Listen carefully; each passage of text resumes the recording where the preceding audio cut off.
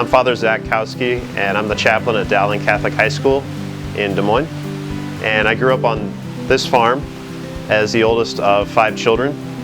And my parents, Greg and Lori, gave us a Catholic education growing up. They also gave us some chores to do. We raised beef cattle for 4-H, and so we did chores every day for the cattle, rain or shine. The first time I felt called to the priesthood was in 3rd grade. I had an uncle who was a priest, is a priest, who passed away in the year 2000. And so he would come out here to the farm, and he would help my dad with chores and running tractor, and he had cattle that he kept here too. And so just that regular contact with a priest in the family really got me thinking about the priesthood. High school was really trying to focus in on what I was supposed to do with my life. And I felt that the Lord was perhaps calling me to a vocation, but I was afraid. And so Father John Acree really took me under his wing, took me on seminary visits.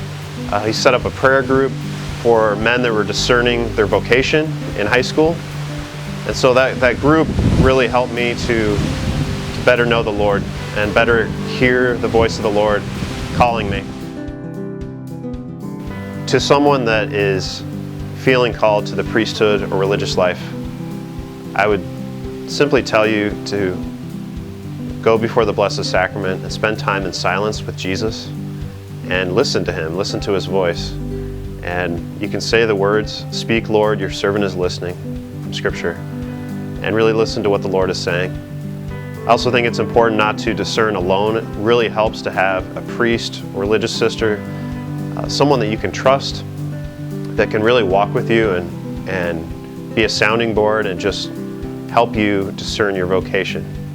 Everyone has a vocation, and it's important really that we have a culture of discernment as well. So to discern your vocation, whether it be to the marriage or religious life or to the priesthood, but we're all called to one of those vocations, so you need somebody to help you, to walk with you in that journey.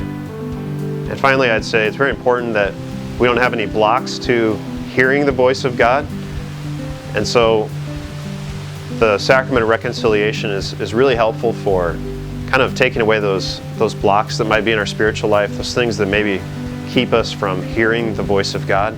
And so if we can go to reconciliation on a regular basis, if we're praying before the Blessed Sacrament, praying the Rosary, and if we're seeking help from people who will walk with us, the Lord will help us in our discernment.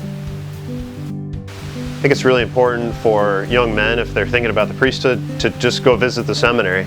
It can be frightening to think about the seminary, but once you get there and you see the fraternity, the fun that they have, but also the serious praying that they do, it's really inspiring, really helpful to talk to those men and to meet those men that are actually in the seminary. I would say the same thing for young women thinking about religious life. Go visit those sisters, go visit those orders that are very faithful. Many orders like the Ann Arbor Dominicans, Nashville Dominicans, many others are experiencing a huge boom in vocations, and their average age is 26, 27. And so go visit these joyful sisters, pray with them, talk with them, play soccer with them, but go visit them and listen to them. Family for me has been very, very central to my vocation story, especially living in a family on a farm, because when you grow up on a farm, you learn how to trust the providence of God. And so I saw, especially through my father, that childlike trust in the providence of God, that He always provides for us, and also that patient waiting. That's so important in a vocation. As he waited for the crops, once he had planted the seeds, he waited for the rain and the sun to help those crops to grow. And then he brought in the harvest in the fall. And so naturally, vocation follows a similar pattern, that seed is planted by God, and we can respond to that calling of a vocation, but it has to be watered, and it has to have time to grow in silence. And then ultimately, in the fall during the harvest, is kind of when we make our response. to what the Lord has asked us to do. So growing up on a farm has really helped me to embrace the call to the priesthood and to be trusting in God's providence.